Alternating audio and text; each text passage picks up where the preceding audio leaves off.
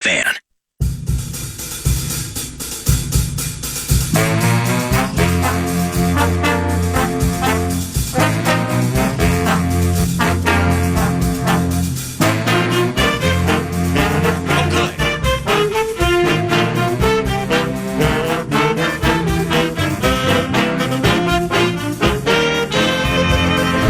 To noon.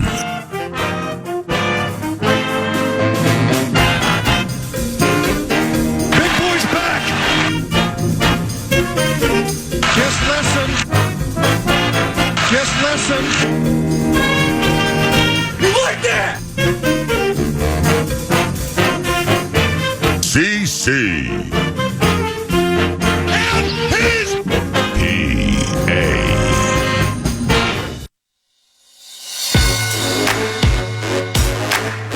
Good morning. Let's hone in on the Minnesota Vikings adversaries for the 2024 and get squared away with the local squad a little more diligently when they get into pads starting Monday. Thus, we begin with one of our very favorites. CC. Each offseason, Courtney Cronin, offseason, during season, postseason, Courtney Cronin, Bears beat writer for ESPN Radio and Television and ESPN.com, is nice enough to join us. And she joins us now to start the adversarial update at Courtney R. Cronin via Twitter. And here she is. So, CC, first of all, good morning. How are you?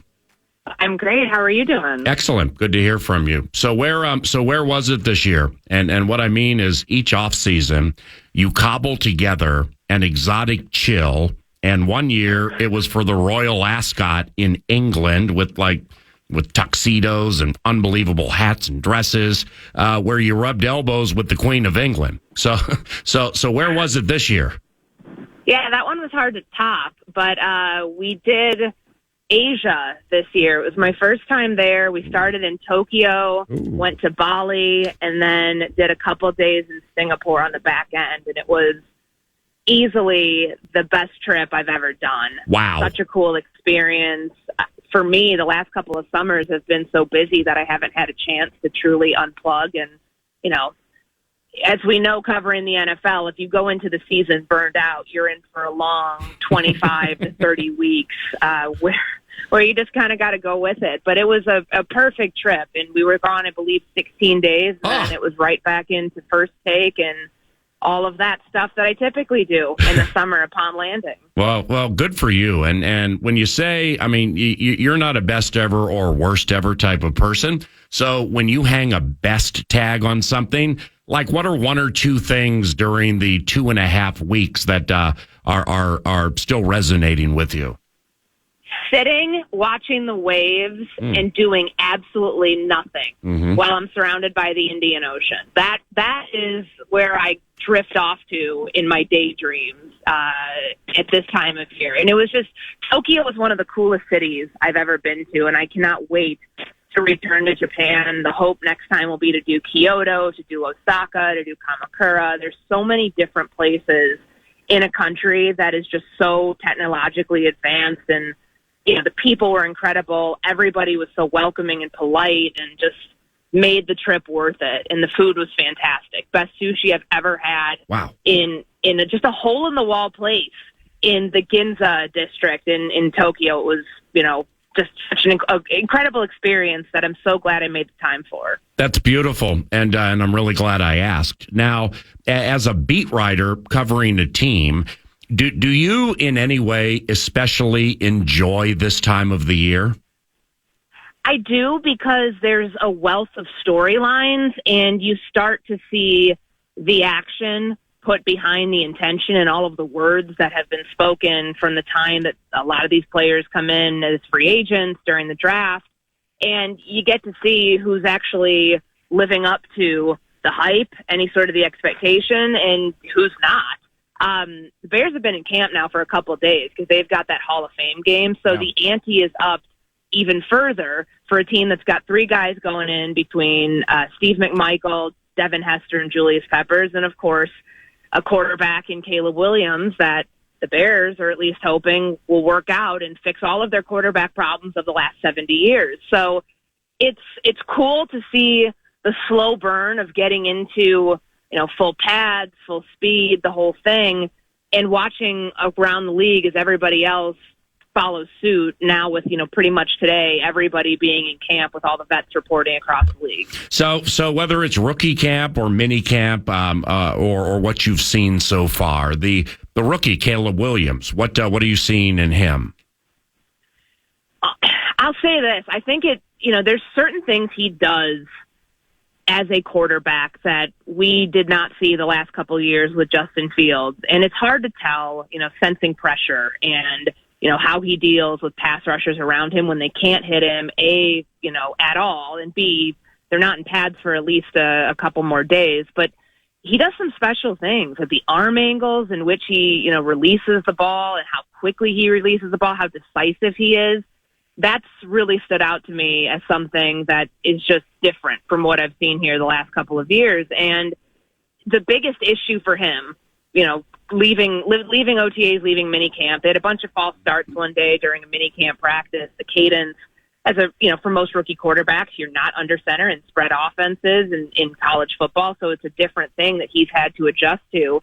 And even in the first 3 days of practice, I'm on my way to Hallis Hall right now for the fourth practice before they take a break tomorrow, you haven't seen any of those cadence issues. So to watch how quickly he's been able to put what he's, the work that he put in on his own in the last month before training camp, and seeing the results of that with an offensive line that has been shaky at best the last couple of years, it is a positive sign for this team that they don't just have somebody who can make all the throws, who can, connect with 3,000-yard receivers from a year ago. No quarterback's ever been put in a position, no quarterback drafted top 5 has ever been put in a position where you have that type of talent with that sort of return production coming into your rookie season.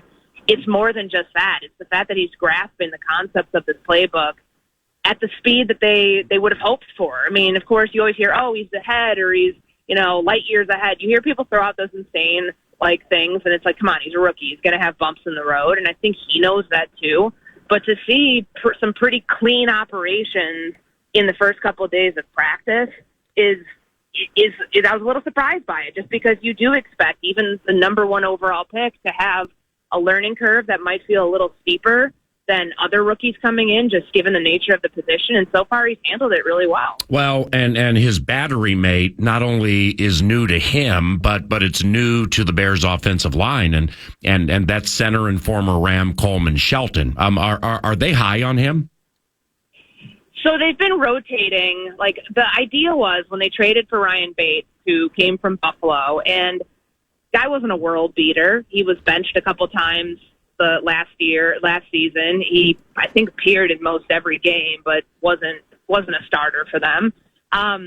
They wanted this guy in 2020. They gave him an offer sheet as a restricted free agent, and then the Bills matched it. So then 2 years later, they trade for him. So very clearly, he has some it factor that the Bears just love to be able to give up a 5th-round pick to go get him, because the center position was such a disaster in Chicago the last 2 seasons. And then bringing in Coleman Shelton, who had over 1,100 snaps at center for the Rams the last 2 seasons, including when he was a starter last year, that creates competition at that spot that they have not had. Now, the idea was that this is Bates' job to lose, and it probably still is, but they are, at least at this early portion of camp, rotating their top 2 centers with the first-team offensive line. So yesterday it was Ryan Bates. Today it'll be Coleman Shelton, and we'll see how long that lasts, because eventually you want to make sure that your quarterback has some consistency with the center that's going to be snapping in the ball, because those little nuances with the quarterback-center exchange might seem like a small thing, but with the snap count, with the cadence, with the way that the quarterback's calling out the play and how one center may hear it versus another, those are things that you want to have ironed out, so you're not putting a young quarterback who has to rely on that center so heavily. You don't want to put him at a disadvantage by having him continue to flip-flop back and forth and not knowing or not getting enough time on task reps where it's consistent.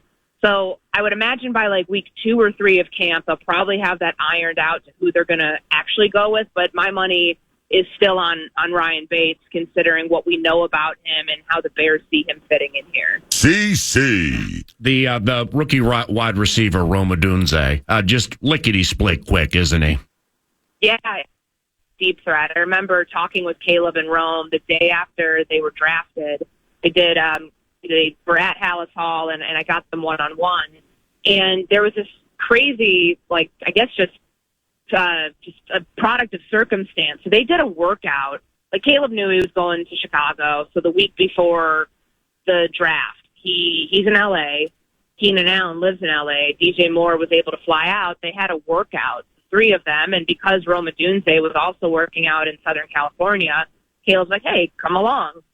We had no idea, no way of knowing that the Bears were going to be able to draft him at 9, but to work out with your top three receivers before you were even officially a Chicago Bear is just a wild set of circumstances. And Caleb told me that, he threw a deep, he threw this deep over to Rome Odunze, and you got to see him turn on the jets and see that speed at work. And the first thing Keenan Allen turns to him and says is, there's your deep ball. That's your deep ball guy. That's your go ball guy. And what they're hoping for with these receivers is that, first off, this is a unit that the last time a unit looked this good in Chicago was 2013 when they had Alshon Jeffrey and Brandon Marshall. It's a long time ago. The bar is incredibly low for offense here in Chicago, as we know. But to see the defined roles that each of them could have, Keenan Allen, one of the smoothest route runners in the NFL, and still performing the second most yards he's ever had in his career, 11 seasons in, and missed 4 games last year.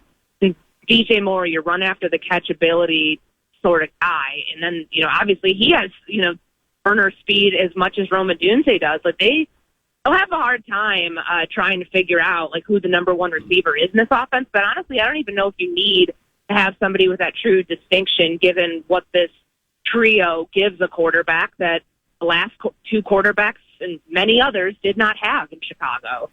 And I'm glad you mentioned that, because they're all alphas, and Rome hasn't done anything in the NFL, but he's an alpha, and he'll get there, eventually statistically. So with all those alphas in the concoction, do you envision any problems with egos and or targets?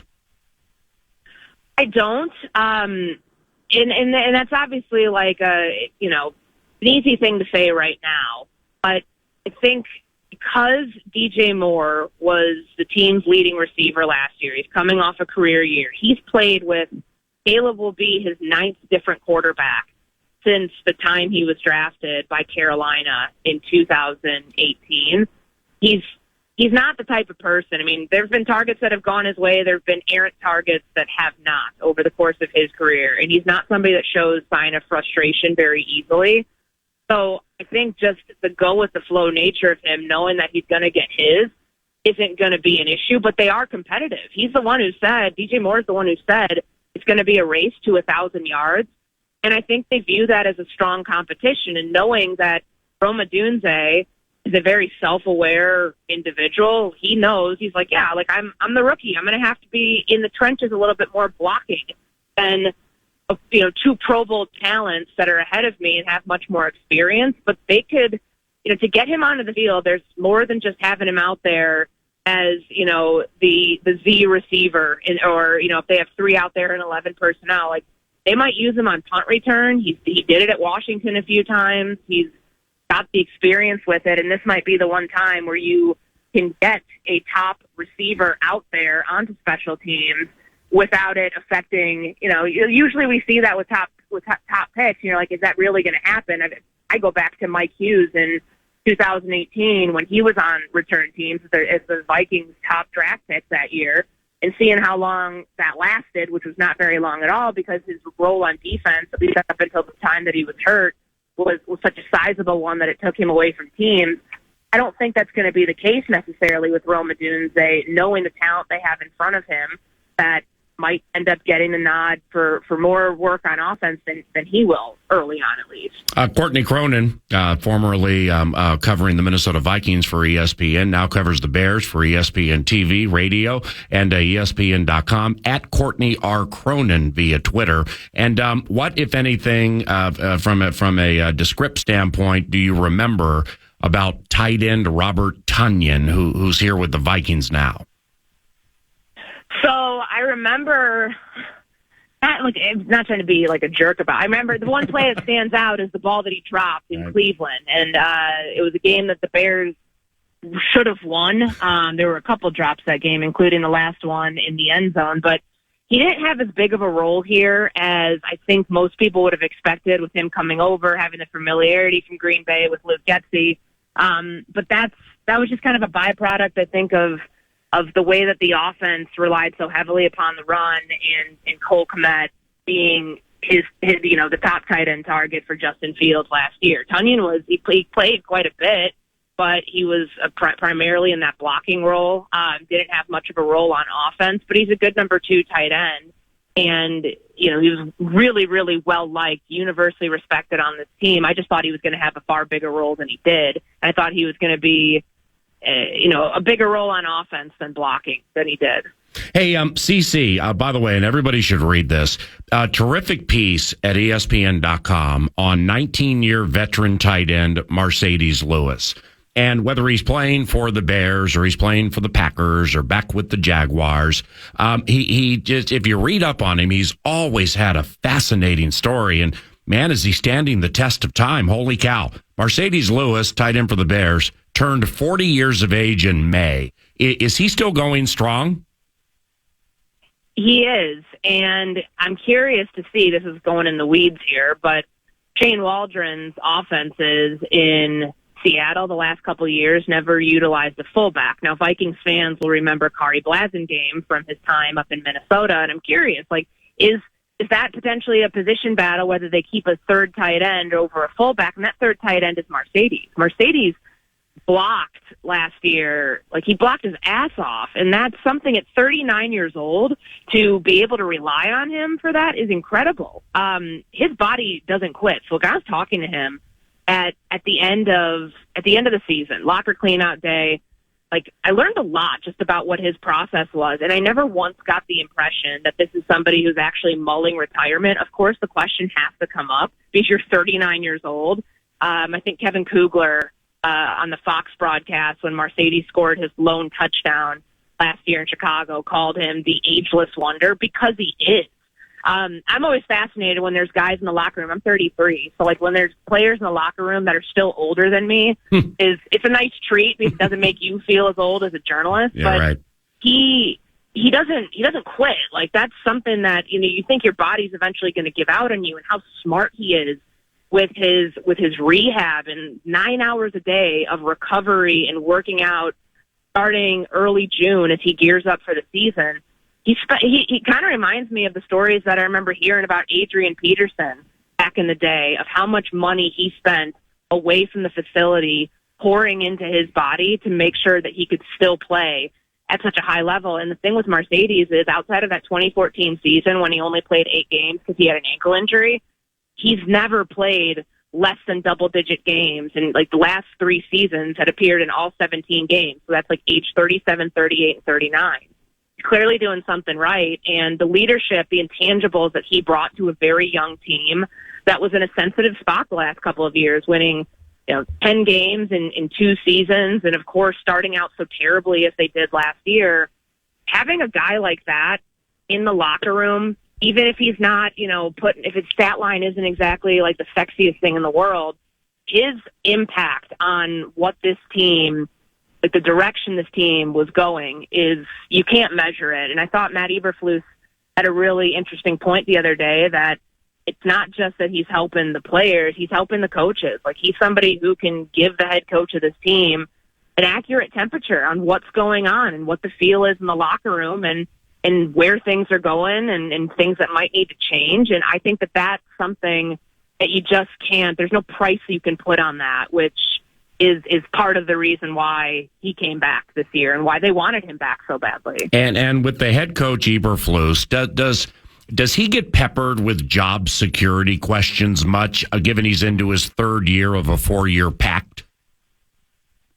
He hasn't been lately, which is interesting. So when I was on that trip, somebody sent me a tweet that I think it came from your guy over at PFT, that like Eberflus was a Coach of the Year candidate this year. And it's funny just because I remember thinking into the end of the season, remember they waited 3 days after they lose to Green Bay to announce the offensive ring. So they fired, OC, quarterbacks coach, and a few other position coaches. Eberflus was very much like on the hot seat in that. We didn't really know what was going to happen. Is he going to stay? Is it going to go 10 wins in 2 years? And then all of a sudden he's a Coach of the Year candidate in June. That's a wild turn of events. But as we go through like hot list season right now, I did this on Sportsman, when I was hosting last week. I actually didn't have him in my top 5 coaches on the hot seat. I had him at number 6 or 7 because barring a 4-13 year, which would be complete regression and just not at all the direction this team wants to go in, the Bears are trying to break a cycle. And they've done this a lot in the past where you bring in a new quarterback via the first round and you pair him with a lame duck coach. Then you fire the lame duck coach and you pass the quarterback off to a new staff and the guy doesn't really have a chance. They did that with Mitch. They did that with Justin. I think that even if this season is a matched 7-10 record as it was last year, they're not trying to continue that on. And Eberflus probably has a little bit more security to his name as a head coach here than somebody who's going into a must-win, have-to-win situation, knowing that they're trying not to do the same thing and set themselves up in the same systemic cycle that they had the last couple of years. Time for 2 more with the best Courtney Cronin at Courtney R. Cronin via Twitter, ESPN.com. New defensive coordinator Eric Washington. I had heard the name, but I wasn't really familiar with him. So he was a defensive coordinator in truncated fashion for Steve Wilkes with the Carolina Panthers. Now this is a different job. It's a bigger job. Anything stand out with his approach and what you see, granted sans pads? So he's a D-line guy at heart. That's, where a lot of his responsibilities were in Carolina, in Buffalo. He comes from that Ron Rivera tree, and he was with the Bears back, I want to say late 2000s, early 2010s. Yep. So he knows something about the culture here, just how important defense is to this franchise. And he's somebody who's very honest that, he wants to be a head coach one day. I thought it was interesting when we had his introductory press conference in February that he let that be known. A lot of times you don't, coaches won't say those things, or at least coordinators won't say those things because it doesn't want to sound like they're gunning for the head coach's job. And it's not like he's doing that here, but he has bigger aspirations than just being a DC. Now, he won't call plays. That's something that Matt Eberflus took over last year for Alan Williams in week 2 and just decided to keep. And the defense actually it felt like much less all over the place when Eberflus was calling the defense. I mean, he did it very well in Indy. It's how he got a job in the first place as a head coach. But Eric Washington is calling the plays during training camp. It's Eberflus's defense. They're all working on it, but it's a chance for, in practice, Eric Washington to get that experience as a play caller. So I still think they've got work to do on the defensive line. And yeah, you won't be able to tell what the true weaknesses are still until they're in pads. But from a personnel perspective, still kind of feels like they're a pass rusher away. I think we saw Emmanuel Ogbah sign this morning in Miami. Yannick Ngakoue is still out there. He was here for a year last year until he got hurt week 14. But he should be on track to be getting back into a camp somewhere at some point. And I could truly envision them, thinking that might be a missing piece element that would be fixed for a unit that Eric Washington works intimately with. So we're actually going to talk to him today, and I'm curious to see what his takeaways are from where this unit is. All right, Courtney, last one. Courtney Cronin, the absolute best. Running back DeAndre Swift. He's had a topsy-turvy career since he was a pretty high draft pick from Georgia. How do you think it works out for DeAndre with Chicago? Well, they paid him. I mean, talk about legal tampering. Within 2 seconds of that window opening in free agency, he agreed to the deal with the Bears and is making a ton of money in an era where, especially this free agency, running backs did make a lot of money, but typically they don't. This is an upgrade over what the Bears had because of what he provides catching passes out of the backfield. They just haven't had that on a consistent basis, and he's their lead guy, which puts Khalil Herbert, who is going into a contract year here. He was not drafted by the staff. And Roshan Johnson, who is their 4th-round pick from a year ago, who they love. That's probably one of the bigger competitions on offense. I know running back 2 is not exactly like the headline-grabbing position battle, but it is, at least in terms of what the Bears are looking at here for one of the positions that they're going to have to decide upon. But for what it means for Swift, I think it's just a byproduct of what Philadelphia didn't do. But he really he didn't get a lot of targets in the pass game last year. That was how he kind of came into his own in Detroit, the early part of his career. So I think you'll see a resurgence there for him and for what it does for this offense. But he is the lead guy. They paid him, I believe it's $27 million over 3 years. He's going to be, toting the rock quite a bit in Chicago. You're fantastic. Great work on First Take on the television and, of course, at ESPN.com. I encourage everybody to read the most recent submission about Jalen Johnson. But before that, preceding that, Mercedes Lewis, a tight end, playing his 19th season at age 40. Courtney did a wonderful job with that. All right, enjoy the day. We'll talk soon, okay? All the best. Take care. Yep, see ya. Courtney Cronin. She's our beloved CC. And today and the rest of the week, in and out, we'll sprinkle in and out adversarial updates. You see, the Minnesota Vikings training camp-wise going to pads on Monday. So there's practice tomorrow and Thursday and Friday and Saturday and so on. But those have an organized team activity feel to them. When they go in pads Monday, that's going to change the game. We'll start focusing more on some Vikings position battles and scenarios and things like that. But from an adversarial update standpoint, we have a lot of friends to discuss our foes.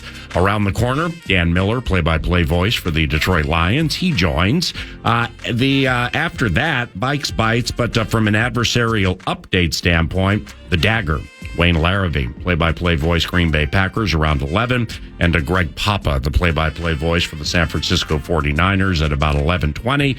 We thank Courtney, who covers the Bears, a team, the Minnesota Vikings hook. Weeks 12 at Chicago and week 15 here at the Palatial Purple Paradise for Monday Night Football. Good morning. I'm Paul Allen. You're listening to KFAN, and here's Nordo with the Cash Thing. The fan, along with BigDeck.com, want to give you a chance to put $1,000 in your hand with the National Cash Contest. So just go to KFAN.com and enter the keyword cash. You might win some. The keyword is cash. Use that code at KFAN.com.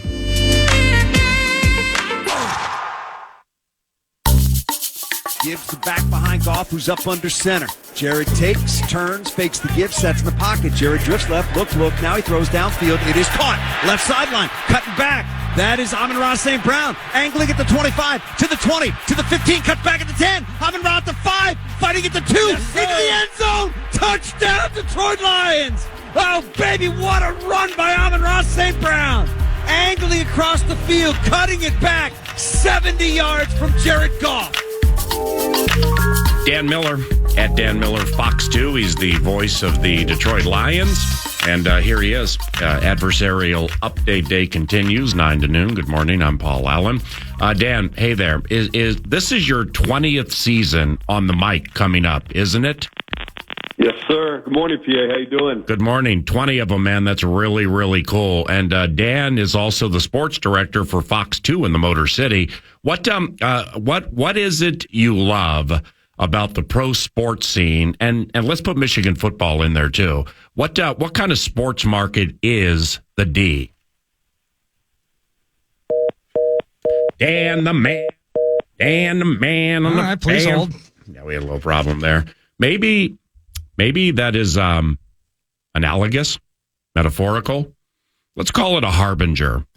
That would be sweet if that bad connection was a harbinger for everything that was Detroit Lions football this year. Oh my gosh. Sorry, Jason Hatch. Oh my gosh. Above average at that. I mean, they're favored to win the division. They're one of the favorites to go to the Super Bowl from the NFC, and also one of the more well-fancied squads to win said Super Bowl. And here comes Dan, the man on the fan. Everything cool right there, brother? You good? Yeah, I'm good.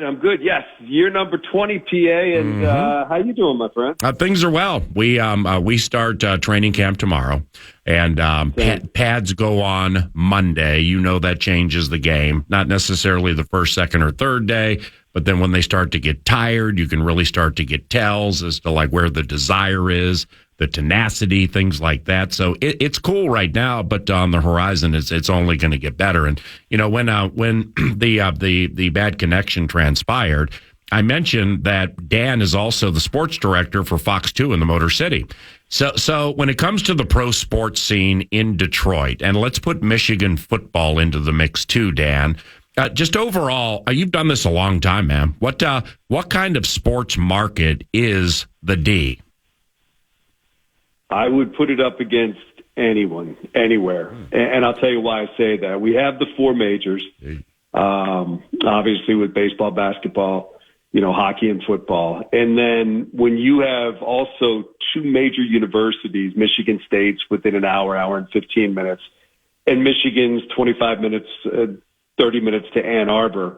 So you have major basketball, major football. You got a couple other college basketball teams, Oakland U, whom people saw beat Kentucky in this past year's NCAA tournament.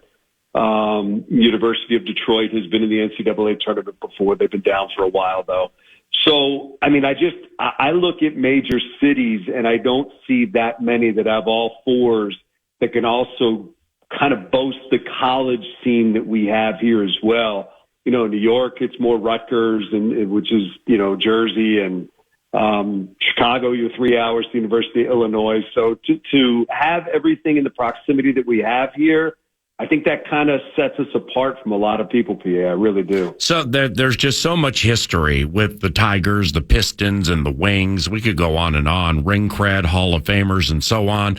Let me, before we slice and dice our way through the Lions here, let me ask you this. What were you doing November 19th of 2004, the night of Malice at the Palace? I had gone out to eat with my wife, and I came back to our house. I sat down and flipped on the television. I was sitting on the edge of our bed, and I watched it transpire, and I don't think I blinked. It was one of the saddest, most awful things that I had ever seen. I knew we were headed into a world of hurt after that. I think I just remember being stunned and just remember watching that and just thinking, this is so bad. This is just the absolute, worst thing that you can have happen, to have a brawl that spills into the crowd and fans going at it with players and players going at it with fans. It was a really sad night is what it was. As sports director at Fox 2 in a major market, correct me if I'm wrong here, but what transpired that evening? I mean, all the way to my man wearing the Pistons jersey, running on the court, and Jermaine O'Neal thought somebody was coming at him, and he just clocked him and just knocked my man down. It was like a weeble wobbling, but this one fell down. So that's 2004, 20 years later, and you're a sports director, so you know locally and or nationally, what the instincts are. I think there's zero chance as much of the malice at the Palace that was shown 20 years ago would be shown now. Do you agree? No, I just want to make sure I understand what you're saying, that you think TV would cut away? Yes. Or Absolutely. Do you? Yeah. I mean, it was just so incredibly unexpected. Yeah. I don't think anybody in the truck knew what to do at that point. I don't know if they could cut away. I don't know. I mean, that's a great conversation. Right. I don't know if I have the exact answer to that. But I think it is such an incredible spectacle unfolding before your eyes, so wholly unexpected, so very wrong and horrible.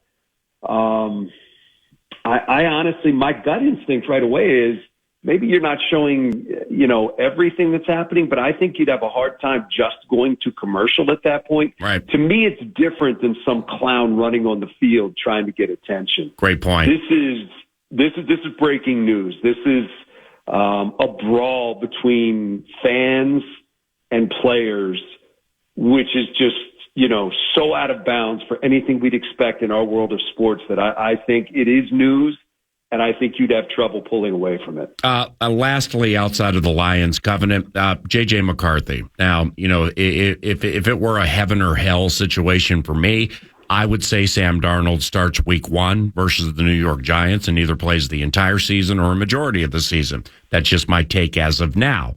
But with JJ, when he was winning that champion, when he was with Michigan at ages 19, 20, and 21, how polarizing was he in the state of Michigan? And what do you remember about McCarthy as quarterback for the Wolverines?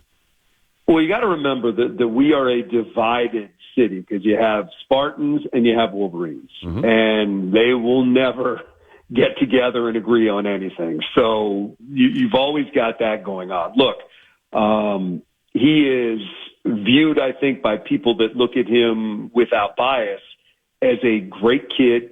I know people that know his family well. It's a great family. I think they stand for the right things. I think in terms of work ethic, personality, somebody who will represent your team, you've got a wonderful young man there. Now, the fact is, and this has been well documented, there were a lot of things. He wasn't asked to do some of the things at Michigan that other quarterbacks at other colleges were asked to do. It was Jim Harbaugh. He wants to run the ball. And there were times where they did run the ball. And as long as Jim Harbaugh could run it, that pass was going to be something that he used off the run, but it was going to be the run that dictated things. Look, but he's got a tremendous amount of athletic ability. We saw that. He's got a tremendous arm. We saw that. But like any rookie quarterback, this is a massive leap. This is a whole different ball game. Reading defenses in college is worlds different than reading defenses in the NFL, and reading whether or not a receiver is open looks a whole lot different than it did when you were playing in college throwing to guys. So it's an adjustment for anybody, and I would say that about any player that's coming in, from Caleb Williams on down. And throw in the fact that I do think he had it just a little bit different at Michigan than some others. That probably adds a few more questions to it. But I'm certainly not sitting here saying that he can't answer them, because I saw him do some amazing things. I saw him make some amazing throws. I saw him lead a football team, and I know what kind of athlete he is. So, look, I'm wide open to the possibility that this kid's going to be a pain in the neck for us for a long time. But I think Minnesota would be doing the right thing to just let him progress as he progresses. You got a heck of a head coach there who knows quarterbacks, and I think he'll do the right thing by him. So I think it's going to be fun to watch. I think, we got a whole group of young quarterbacks coming in the league this year that have a world of talent that will be fun to watch how they develop. But as you and I know from many years of watching guys come into this league, there's no guarantees for any of them, because this is a really difficult league to play in. And in my mind, that is the most difficult position to play and most important position to play in all of sports. Dan Miller into his 20th year calling Detroit Lions games. Time for 2 more, 1 offense, 1 defense. Sam Laporta, I mean, he was you almost can't be any better. I mean, it was the greatest rookie tight end in the history of the NFL in many categories. And then when you would watch him make guys miss, oh, that's beautiful. Or when you would watch him lead on a screen, he would kill a safety or kill a linebacker. And his pass protection seems like it's pretty good too. So, like, for Sam Laporta, what can be better year 2? Great question. I mean, to me, it's just continue to do what you're doing. He's one of those guys, and I know you've seen him, TA, that just from the moment he walked in, he looked like he belonged. He didn't look like a rookie. He looked like he'd been around for years, and he was just jumping in with his veteran teammates. From the way he carried himself to the way he looked on the field in practice and catching the football, just a tremendously gifted player. And I think there's ways that they can all improve. I just, as we sit here right now, coming off of that season, just his natural progression is, I would guess, just keep doing exactly what you're doing. I'm sure that the coaches would tell you that there are things that they saw on tape where he can be better. Another year with Jared Goff, another year of Goff, getting comfortable with him, but they certainly looked comfortable last year. That's a hard one to tell you where he gets better, because he was so darn good as a rookie. But I think there's a natural progression for all players where a comfort level grows in this league and you understand more so what defenses are trying to do to you. And let's be clear. Defenses have a year of tape on him now. They're going to be looking to do different things to take him out of games. So guys around him have to continue to be threats, and he's got to continue to help guys around them by being threats. So, all right. When we go ahead. Great kid. Yeah, great kid. When we chat closer to the season, I want to ask you about DJ Reader, because maybe he'll be upright by then. And Jahmyr Gibbs, same question like Laporta with Gibbs, who I absolutely love, and Jack Campbell, too, into his second year. I mean, he started great, and then all of a sudden you couldn't find him. He was playing like 10 snaps a game. But I want to close with the Lions secondary. Because whether it's Cam Sutton or Jeff Okudah, that they're always tinkering and doing work with the secondary. And now you have Carlton Davis in from Tampa. I would imagine he would start. Terrion Arnold, first-round pick from Alabama. How comfortable do you feel that the corners mesh with the pass rush, of course, led by Aiden Hutchinson? Pass rush has to be better. It has to start there. And they have to find some guys outside of Aiden Hutchinson and Lee McNeil that can help make that happen, whether that's a healthy James Houston coming back, whether that's them getting something that they believe they can get out of Marcus Davenport, whether it's Reader, as you said. That pass rush has to be the thing that starts it for them and makes life easier for those guys in the secondary. You're right. They've constantly been searching for the right mix of guys back there. I think they feel like going into this season, they're in good shape. I do believe it'll be Davis on one side. I do believe it'll be Arnold on the other side. Wouldn't be surprised if it's Amik Robertson at the nickel and then you see Branch back at safety. I think they love the thought of Branch back there being able to use his instincts and skills to go after the football. They believe in this defense that a safety with good instincts can get plenty of plays on the ball, and I think that's where they want to see Branch. But I think that's one of the things that has to play out in camp. They got a lot of possibilities, a lot of positional versatility. They have to figure out where these guys can play and how they best fit together as a group. Because as you're intimating, it has flipped since last year, and Aaron Glenn now has a lot more possibilities. But I would still go back to this. Life gets easier for those guys. Life gets easier for this defense if that pass rush steps up. Because we got absolutely torched for the last quarter of last year by a number of receivers. If you look down those box scores from about week, 12 or 13 on, including JJ twice. So that's a tough way to live when you're giving up 150, 180, 200 to a receiver. And they got to figure out a way to solve that. Last one, I promise. I can't leave since you said the word receiver without asking, are you watching Receiver on Netflix? Amon-Ra St. Brown is quite prominent in it. And when he rattled off all those receivers that were taken before him, I mean, he had it memorized, obviously, but he went quick twitch on it. That was very impressive. But are you watching it? What do you think? Yeah, and he's done that since the day he walked in the door. I think he's one of those guys that needs things to drive him, and that absolutely drives him. I am watching it, thoroughly enjoy it. They do a great job putting it together. It's always great being able to hear your calls and listen. I'm not too old to tell you I get a kick out of hearing myself on there. It's still kind of pinch yourself. I'm like, that's me. That's weird. But look, Amon-Ra's just an amazing athlete. Love watching him. I'm a huge fan of Jefferson and what he does, just that whole group. I was very comfortable watching it until about midway through the second half of the NFC Championship game. Then my wife and I kind of looked at each other and said, okay, we're good. We'll check out here. Yeah, I'm through 6, so that's coming up. I'll probably finish it tonight. Appreciate you, man. You're the very best. Have a good day, all right? Thanks, PA. Yep. Appreciate you. See you. Dan the Man on the Fan, Dan Miller. 20-year Vox for the Detroit Lions as the adversarial updates continue. We hooked the Lions. Week 7 here, and the Vikings are at Detroit week 18. Wayne Larrivee with the Green Bay Packers joins an hour and change from now. Ben Gessling about 15 minutes from now covers the Vikings for the Strib, and Vikes Bites are around the corner. Good morning.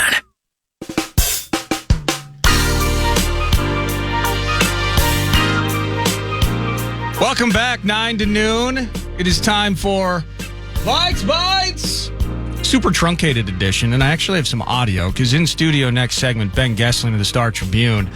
These are very Vikings-specific questions with audio attached. And, of course, Ben Gessling on site yesterday. But a couple of updates. Thank you, Vikes Bites, brought to you by Thousand Hills Lifetime Grazed Grass-Fed Beef. Go to thousandhillslifetimegrazed.com. Learn more about Regenerative Agriculture, a Clearwater, Minnesota company. How you can get beef sent to your doorstep. You can get it at Coburn's and local co-ops as well. Thank you, Thousand Hills. I have PA. It's good to see you, by the way. I have Nordo. It's good to see you, by the way. I have PA sent off a list of Super Bowl slogans that we compiled a couple of weeks ago to Big Forgot Voice we Guy. did them. Great.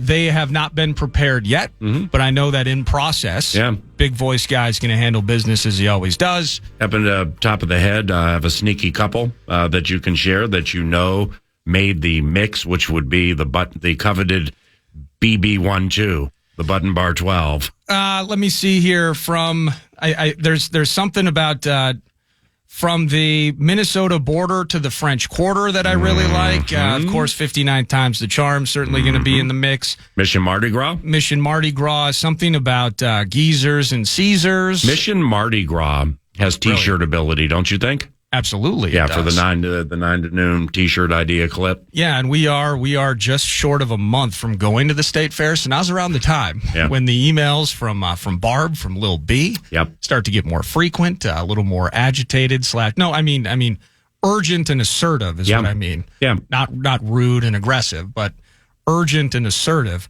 But looking forward to that. And then I just want to start thinking. How good was it to be back on the field yesterday? You saw the perch. You were there for the press conferences, Kwesi and Kevin O'Connell, and I do have some audio from those two speaking yesterday. But I know back in the mix, vocal maintenance day, the voice is fresh. It's really, really deep today. By the way, it is. Oh, I think they're back. I had the honor, thanks to Robert Hagan and the Northwoods League, of emceeing a home run derby last night in Fancato. Oh, sweet. So it's the first time I've done something like this. Johnny B's? Yeah. Well, Johnny B, I mean, that line was dropped 5 times because he was in they have this perch, this wonderful perch at this ballpark in right field. It's where the Moondogs play. And that's where all the Gucci's were. That's where, like, the owner of the league, the owners of the teams and everything. So there were a couple of Johnny B bombs dropped. Do you know Johnny Kicker? I know Johnny Kicker. Yeah. I'm not one to say, hey, my best line was this, but you be the judge. One of the kids from I think Wilmer, from the Wilmer Northwoods team. Okay. Just crushed one. Yeah. But it went foul. In fact, it was more foul than Johnny Kicker on a Friday night. All right, 3-2. Johnny Kicker late on a Friday night. I always love that one. I don't know where that one came from. When you do a home run derby and it's 9 innings, so you got 2 people each inning, and Mike Vrabel's kid was there. I think it's Carter Vrabel. Yeah, he goes to Tennessee Martin. The stories, let's do Vikes Bites with Ben Gessling. Yeah, because the stories or the journey and path taken by these Northwoods League teams and players. It's like, I went to a wedding a couple of Fridays ago for a young man named Max Cota. His brother Sam Cota, I think they both played for Minnetonka High School hockey, and they're both very good. One's 34, the other's 30, and they both play in Europe. So I don't think it's necessarily at 34 and 30, hey, we're over here in Europe making what we make, trying to get back to the NHL. What's up, brother? Good to see you. It's basically just extending a career. Yeah. Just a blessed career. Well, this is different. I mean, this is the most of them, if not all of them, are in college. Right. And they're still I just didn't know much about the Northwoods League. Curtis Granderson actually was a Moondog. Yeah, I knew that. Okay, I didn't know this. Max Scherzer. Bro, Max Scherzer was in the Northwoods League. What? And for who?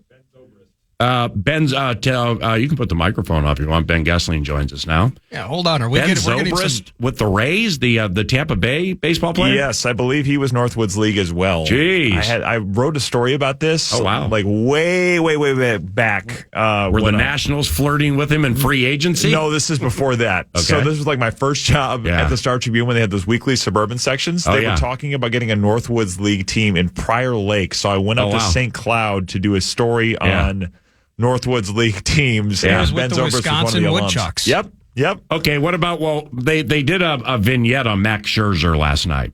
So Max Scherzer, I think it was Alexandria. I think he pitched for an Alexandria Northwoods League team. Max Scherzer with the David Bowie good league. Multicolored eyes.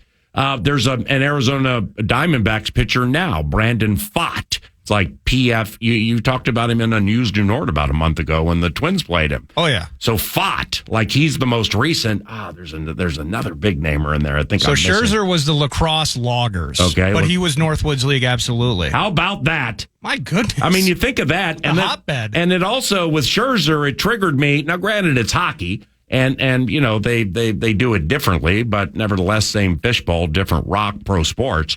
Like Nathan McKinnon played for the Halifax Moose. Yeah. Okay, so it's just like, Nathan McKinnon didn't go right from 19 to stardom in the Mile Get High City. No, he played for the Halifax Moose, whatever they are. So that was great. Just ask Mousy. Yeah, Johnny Mouse Mickelson's the one that put me on it.